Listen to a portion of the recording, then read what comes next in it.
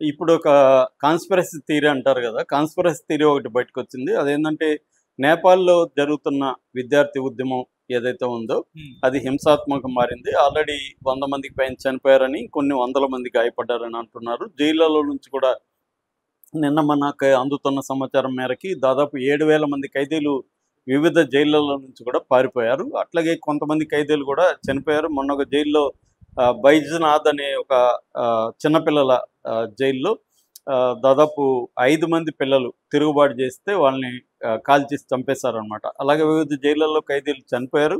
తర్వాత జైళ్ళలో నుంచి కూడా 7,000 మందికి పైగా కరుడుగట్టిన నేరస్తులంతా కూడా పారిపోయారు. సో ఇప్పుడు అక్కడ ఆల్రెడీ మాజీ ప్రధాని భార్యని చంపేశారు. తర్వాత ఆర్థిక మంత్రిని తరిమి తరిమి కొట్టారు. ఆ వీడియోలంతా వైరల్ అయింది. చంపడానికి కూడా ట్రై చేసినప్పుడు వాళ్ళు హెలికాప్టర్‌లో వేలాడుతూ కూడా పారిపోయిన సంఘటన మనం చూసాము. హ్మ్. ప్రధానమంత్రి కూడా రాజీనామా చేశారు. కొత్త ప్రధానమంత్రి ఇప్పుడు సుశీలా కర్కే అనే ఒక ఆవిడ పేరు వినిపిస్తుంది. ఆమె మాజీ సుప్రీంకోర్టు చీఫ్ జస్టిస్‌గా ఉందన్నమాట.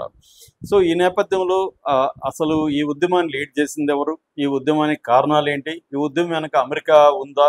అన్న ఒక ఇన్వెస్టిగేషన్ మొదలైంది. రకరకాల వాదనలు బయటకు వస్తున్నాయి. మామూలుగా అయితే ప్రతి ఉద్యమం కూడా ఇంటర్నల్ అండ్ ఎక్స్టర్నల్ ఫ్యాక్టర్స్ ఉంటాయి. ఎప్పుడైనా ఇంటర్నల్ ఫ్యాక్టర్స్ అనేది ప్రధానంగా ఉంటాయి. ఇప్పుడు మనకి అంటుకునే లేకపోతే కాలే స్వభావం ఉన్న పదార్థాన్ని మనం కాల్చగలం. తాటాకు ఉంది, దానికి నిప్పు పెడితే మండుతుంది. ఇటుక రాయి ఉంది, ఇటుక రాయికి నిప్పు పెడితే ఎంతసేపు పెట్టినా అది మండదు.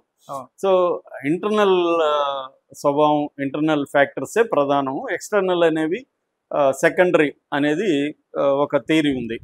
ఆ థియరీ ప్రకారం చూసుకున్నా కూడా ఆల్రెడీ నేపాల్లో ప్రాబ్లమ్స్ ఏంటంటే, నేపాల్లో నిరుద్యోగం 20% ఉంది, ఎకనామిక్ సంక్షోభం ఉంది. తర్వాత వాళ్ళ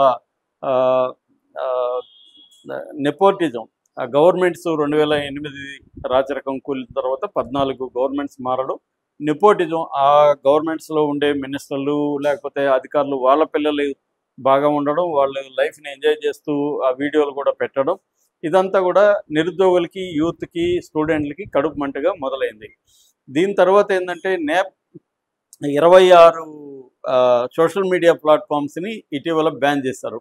అందులో ఫేస్బుక్, వాట్సప్, తర్వాత టెలిగ్రాము, ఎక్స్, యూట్యూబ్, తర్వాత ఇట్లా లింక్డ్ఇన్ చాలా ఉన్నాయి. 26 ఉన్నాయి. ఈ 26ని బ్యాన్ చేయడం వల్ల ఏమైందంటే, నేపాల్ ఎకనామీ చూస్తే నేపాల్లో 8% పాపులేషన్ వివిధ దేశాల్లో ఉంటారు. వాళ్ళు అక్కడి నుంచి తీసుకొచ్చే డబ్బులు నేపాల్ జీడిపిలో 33% ఉంటుంది. అంత పెద్ద స్థాయిలో ఉంటుంది. అందువల్ల వాళ్ళంతా కూడా తమ ఫ్యామిలీస్తో కాంటాక్ట్లో ఎట్లా ఉంటారు? వాట్సాప్లోనే ఉంటారు ప్రధానంగా.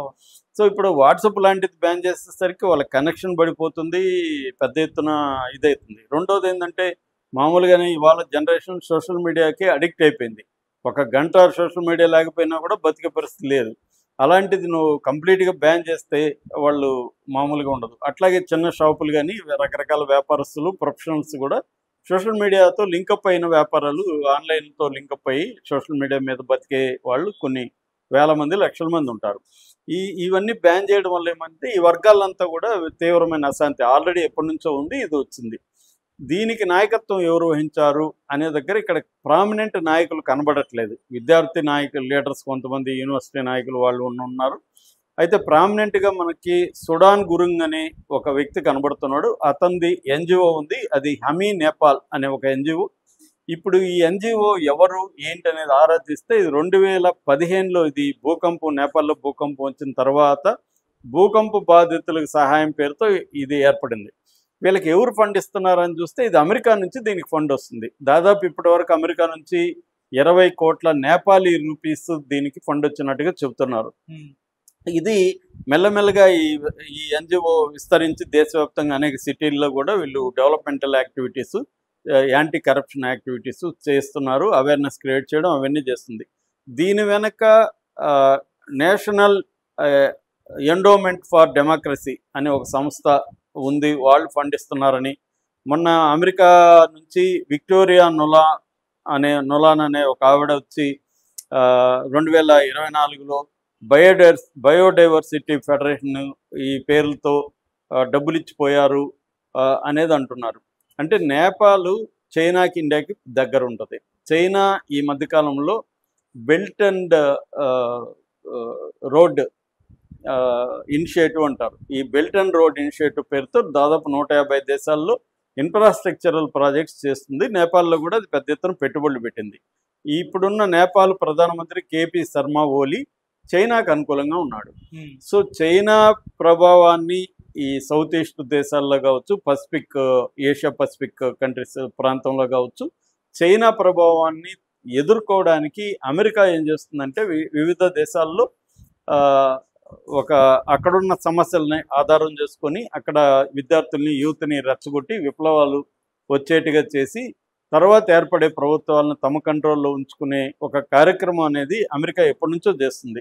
నిజానికి సెకండ్ వరల్డ్ వార్ తర్వాత అమెరికా ఇప్పటి వరకు లెక్కేస్తే మనకు 80 దేశాల్లో రిజిమ్ చేంజెస్ వెనక అమెరికా ఉందనేది చెబుతారు.